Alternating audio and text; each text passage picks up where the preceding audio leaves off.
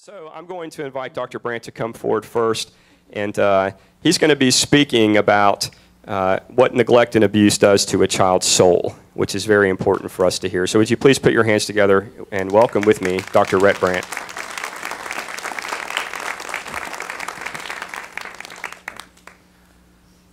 Good morning.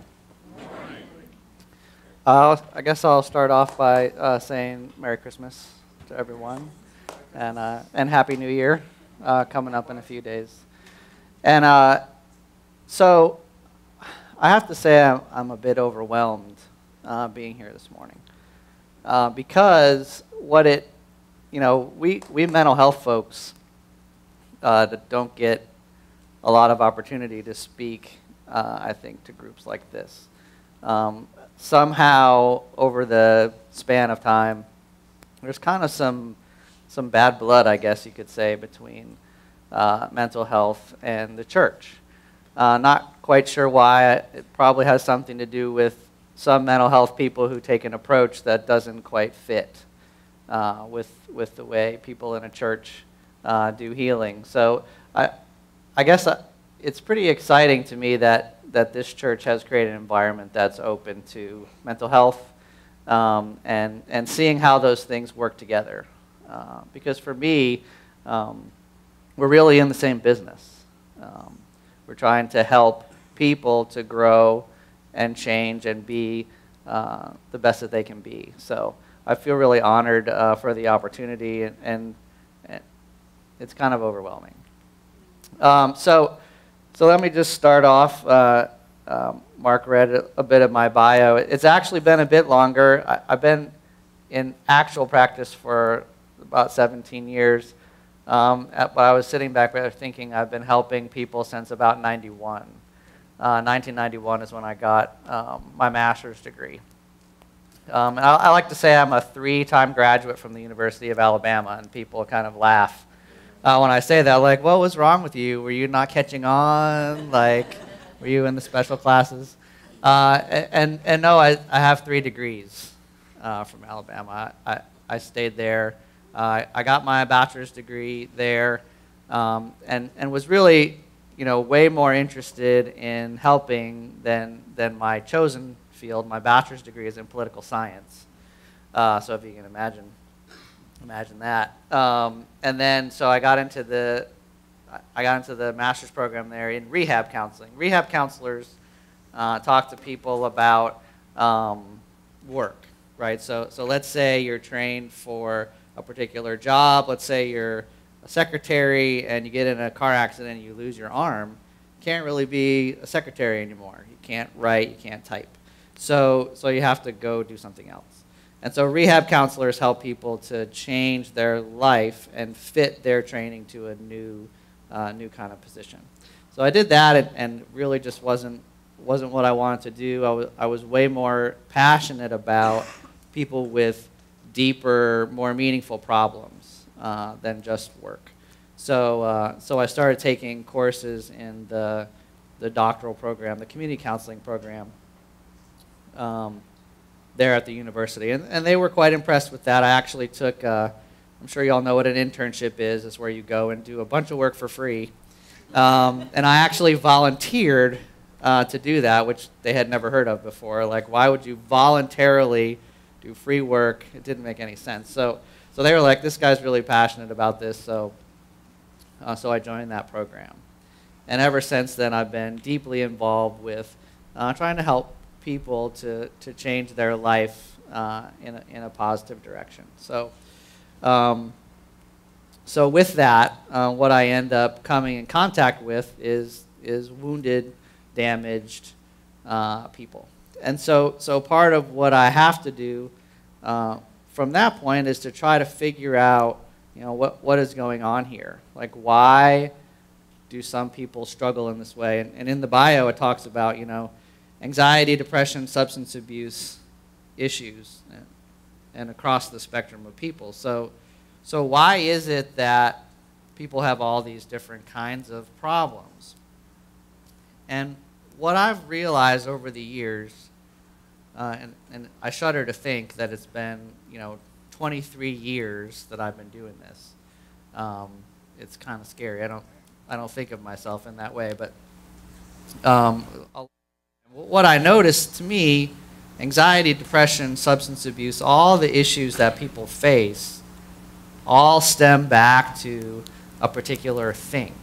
And what that thing is what we're talking about today, which is abuse of children, right? That some people, when they suffer from trauma in childhood, get overly anxious about things. They're way more worried about normal things than they should be. They get panicked by people.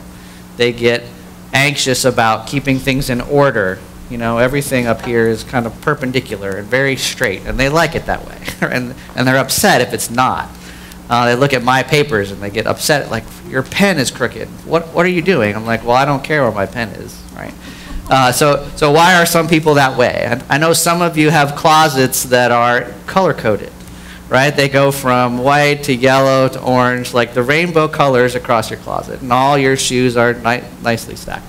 So why do some people have that response? Other people get depressed and sad, and they sort of isolate, and they hide away from the world.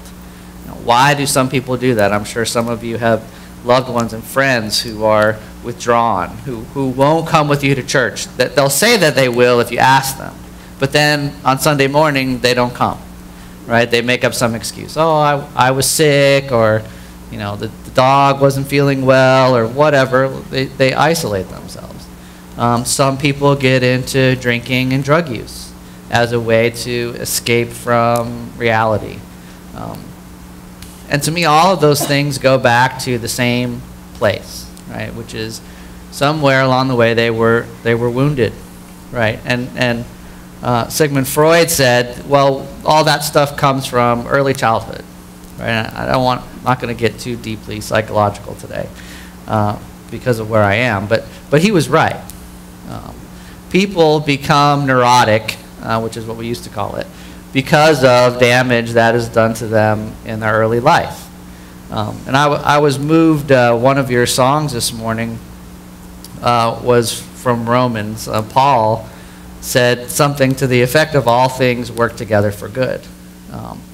And I think that plays right into what I want to touch on this morning, which is that, you know, what does that look like, you know, in life? What is all things work together for good? As a mental health counselor, I deal with this question every single day, because the people who come to see me have been deeply wounded by people. And so when they sit there and they say, okay, here's my life experience. My dad abused me, my mom abused me, my uncle abused me, my friends abused me, I was wounded by people in relationships, my spouse or significant other. All these people have wounded me in life, and then here I have this wonderful verse about everything works together for good. How does that fit together?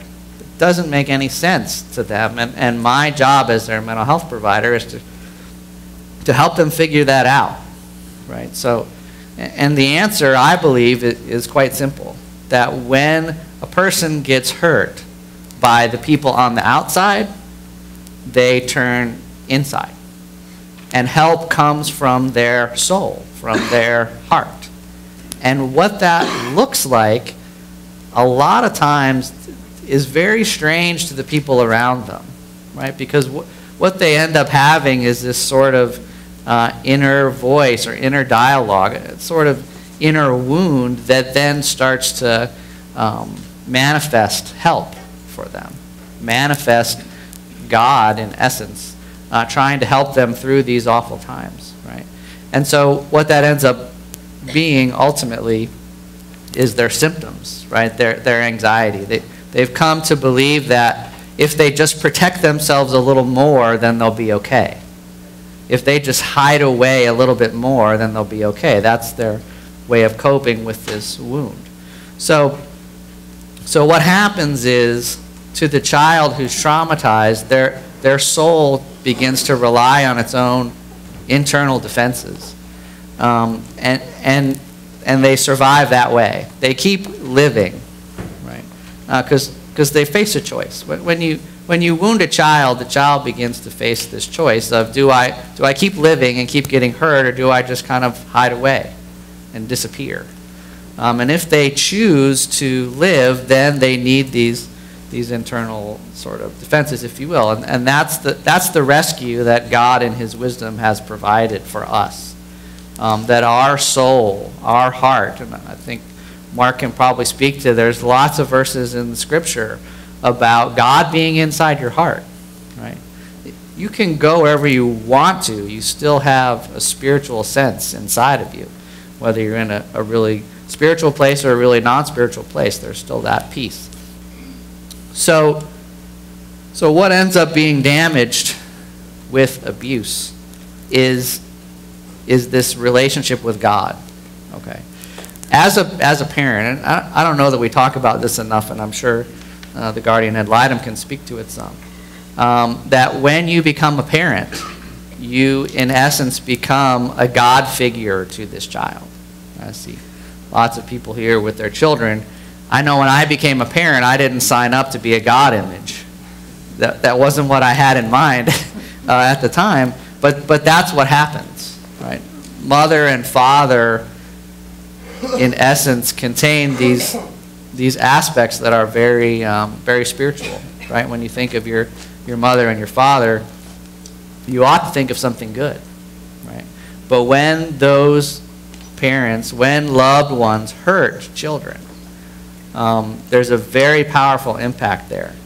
And so what I hope that you take away from what I'm saying today is that what you can do if you choose to sign up and volunteer for something like the guardian ad litem's office, or even as you leave here today, there's always hope, right? And when you treat people with love and with care and with respect, you begin to heal that brokenness that happens inside, right? Because you can replace that distorted image with something good. When a depressed person meets you and they're like branching out for the one time this week that they're going to go to the store, and they see you and you shake hands and you smile and you say good morning, that can change how they operate. You become this new representative for human beings. Oh, well that wasn't too bad. Maybe I'll go out twice next week, right, instead of just once, because you have done some healing at that point for that person. So that's what I do. I attempt to get to know what it is that this person is wounded about, right? Because it doesn't come on the piece of paper, right? If you come to my office and you sign up to have some counseling with me, you're going to fill out a piece of paper at the front end, and it says something like, what is your problem today? And that's never the problem, right? That's the thing that you're willing to write on the piece of paper about kind of what the problem is, but that is never the actual problem, right? So as I get to know them and I see their symptoms and I talk to them about their experiences, I begin slowly to get closer to that thing that happened to them that started this sort of internal healing process that on the outside looks like a problem, right? Everyone you meet, the reason they are how they are is for some internal reason, right? And we like to judge people, right? And we like to look at them and say, oh, I can't believe that they're that way. What's wrong with them that they behave like that? And I can tell you from my personal experience, every person that I've ever met, no matter what their outside looked like, there was an inside reason why, right? So if you have your crazy Aunt Edna who is very anxious and her chair has to be just so, and all the crazy things about Aunt Edna, there's a reason why she's that way. And if you have Uncle Billy who's an alcoholic and he just drinks too much and he acts crazy and he ruins Christmas and whatever he does, I guarantee you there's a reason why Uncle Billy is that way, right? And my job, and hopefully your job from now on, is to get to know why. Why is he in so much pain that he has to anesthetize himself all the time, right? There has to be a reason, right? And your opportunity as Christian people is to bring the love that you have inside of you and bring it to Uncle Billy and Aunt Edna and give them the opportunity to be different tomorrow than they are today.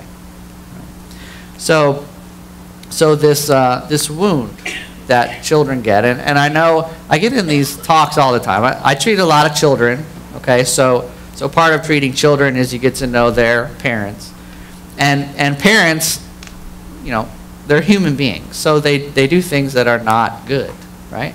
I get the question all the time, well, Dr. Brandt, what punishment is going to work the best with my child? Right? Which punishment is the very best punishment? And there is an answer to that question. You're not going to like it.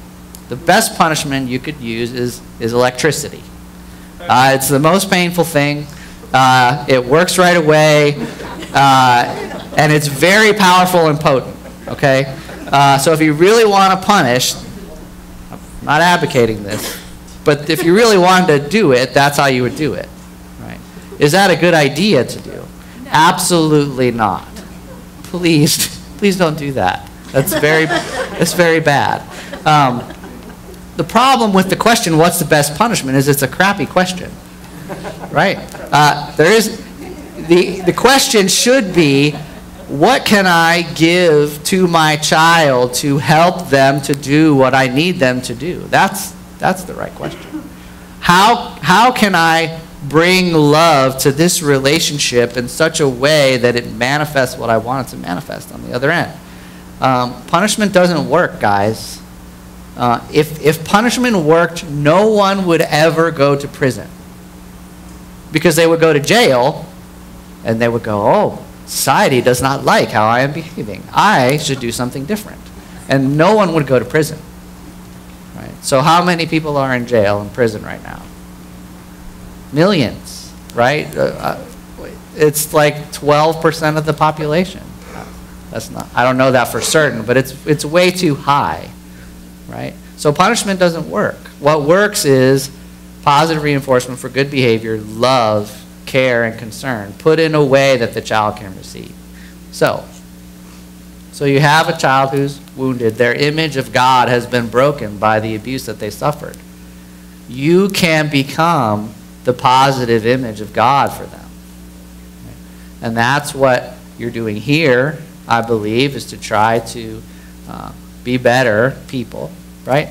And that's what you can do with your volunteer time, with your funds, with your energy, is to love the children around you and give them a chance to rebuild a positive image of God in their life.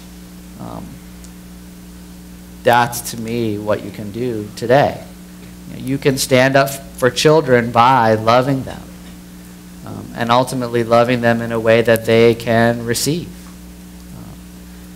It can be tricky to love people. Right?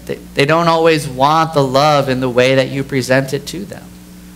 Right? I mean, we just had Christmas, right? And you might have tried to love them by teaching them. You gave them, a book for Christmas. Well, maybe they don't like to read.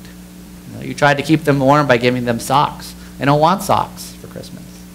Right? So putting your love in a way that they can take is really part of what standing up for children for me is all about. And I wanted to close. I really liked your sign. I saw it. I was here a while back, and the sign as you're leaving the parking lot says, "You're now entering the mission field." And I love that, but I'd like to amend it if possible. I don't think I have that power, but I like to amend it because I don't think that sign is too far away. Right? The sign should be like here, right? Because the mission field for me is inside of each person's heart. Right? And helping yourself to feel the love that we sang about earlier. And the more you feel that love, then you give it to each other. So the mission field is not only here in here, but it's in this room with all of you. And then there's love when you get in the car. The mission field is in your car as before you drive out in the parking lot with your loved ones, the people who are around you, who call you their mother, father, brother, sister. And mission happens there. And then you get to the sign going out to the parking lot. And then it's everybody else. I personally think it's probably harder to love me than some random stranger, right? Because I know all my secrets. I know who I am. I know my imperfections. They're right there. It's hard to do that. Strangers, you only see them for like 2 minutes. You can be nice for 2 minutes, right? Okay. So I know you have other people to talk, and a movie to watch and all that stuff. So I want to say thank you for your time and attention. I appreciate the opportunity. And certainly if you have any questions about what I spoke about, I'll be here after the service. So thank you, Pastor Mark, and thank you.